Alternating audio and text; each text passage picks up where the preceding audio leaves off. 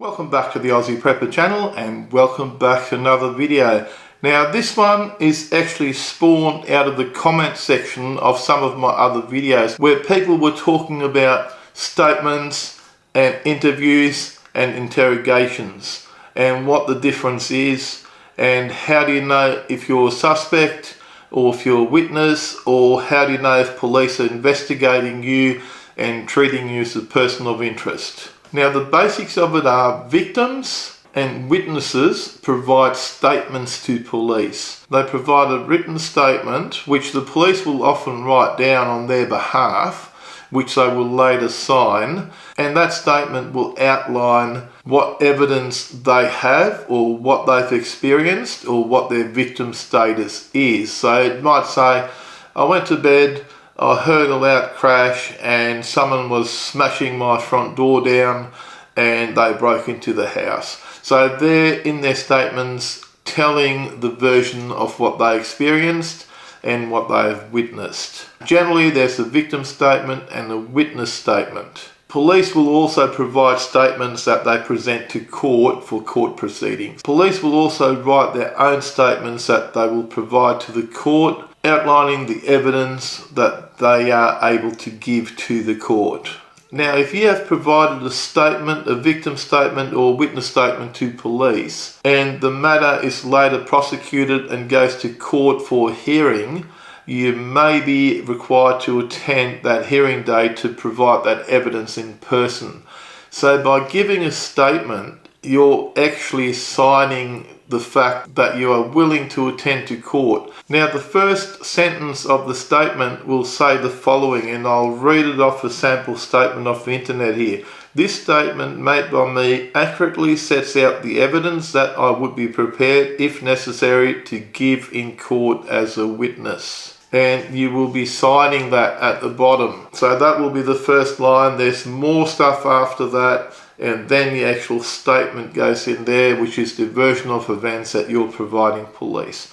Now that is what a witness or police or victim statement looks like. Now if you're being interviewed by police, in an interview you can be 99% certain that you are the subject of the investigation or the person of interest or the suspect. All three being basically the same thing. Interviews can be done in a police notebook in a Q&A format where the police officer will ask you a question and then you provide an answer. They will ask you another question, you will provide another answer, and they will just write this down in their notebook. Or the interview can also be recorded on an electronic recording device, and it will usually be in a question and answer scenario. So there'll be a question followed by an answer, followed by a question, followed by an answer. A very popular way of conducting an interview is the first question being, tell us what happened.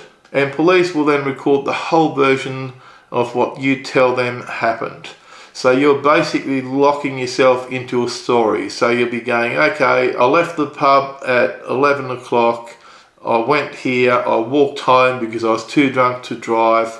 I stopped off at the petrol station and I got a hot dog and I went home and I went to bed. That might be the version that you provide. What police will do then, because they might already have other evidence, what police will do then is they will present you with some of the evidence that they might have. They might go, well, you said you left the pub at 11, but we've got you on CCTV camera here leaving at 10. What do you say about that? And then you respond. And then they will record your response to that question. And the next question might be, well, you said you went to the service station, but you didn't actually go to the service station because the cameras at the service station show you just walking past. And you ended up going to the convenience store down the road. What do you say about that? And that will continue on. Now the interview will become part of the police's brief of evidence against you, the person being interviewed, and also the statements of any witnesses will become part of the evidence that goes against you if you're the subject of the investigation. So this is how police gather evidence. And this is why a lot of legal representatives will say, keep your mouth shut, because if you keep your mouth shut, you're not locked into a story. They can't be picking holes in the story that you haven't given them. So then police can only go on the information they already have collected themselves, which may or may not be enough in a court of law to convict you of whatever crime they want to convict you for. Now that's the basics of it. So that's the difference between a statement and an interview or interrogation. As always, I would recommend seeking legal advice before providing statements to police, and especially before being interviewed by police.